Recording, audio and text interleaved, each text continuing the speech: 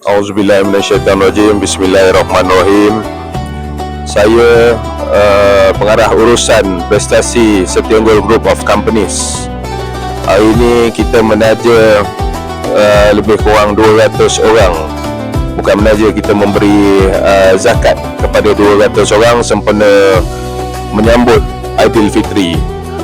InsyaAllah ini CSR syarikat yang kita akan sentiasa buat dari tahun ke tahun. Kita pun baru menghantar 100 orang jemaah ke Mekah pada 9 hari bulan 2. Itu pun CSR bawah syarikat kami, prestasi Setianggul Group of Companies. Dan kali ini kami memberi zakat di beberapa negeri termasuk Pahang. Hari ini lebih kurang 200 orang penerima zakat yang kita telah agihkan.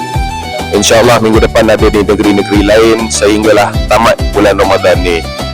InsyaAllah saya sebagai pengarah urusan syarikat prestasi Group of Companies memohon hanya doa aja daripada semua orang supaya kita dirahmati, diberkati dan diberi rezeki-rezeki yang halal, InsyaAllah.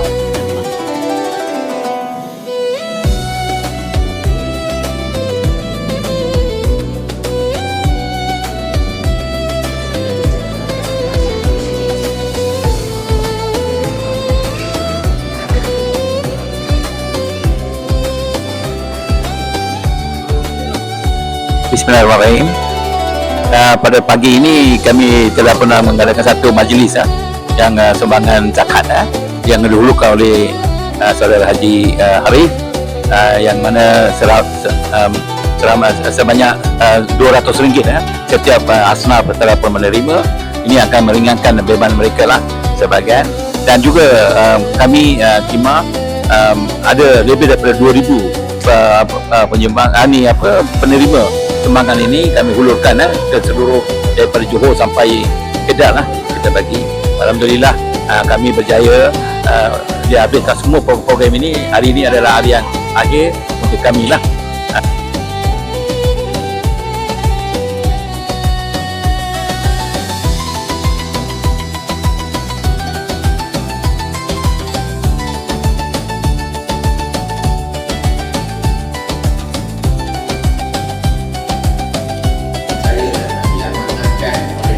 Tuan oleh dua bahagian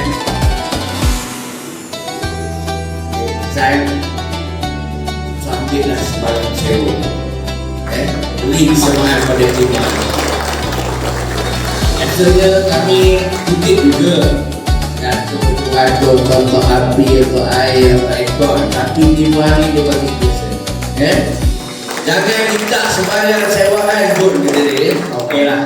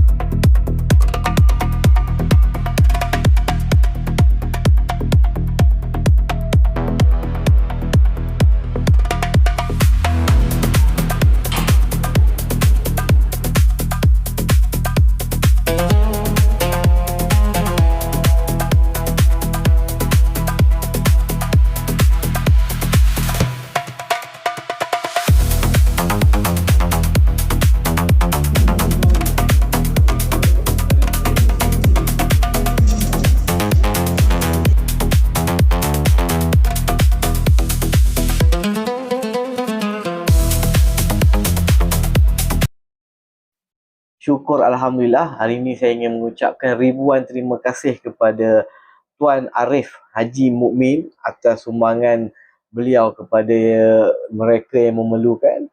Dan juga saya mengucapkan ribuan terima kasih kepada Datuk Rizwan Hazimi atas membenarkan menggunakan Dewan tanpa mengenakan apa-apa bayaran atau apa-apa cas. Terima kasih, syukur Alhamdulillah.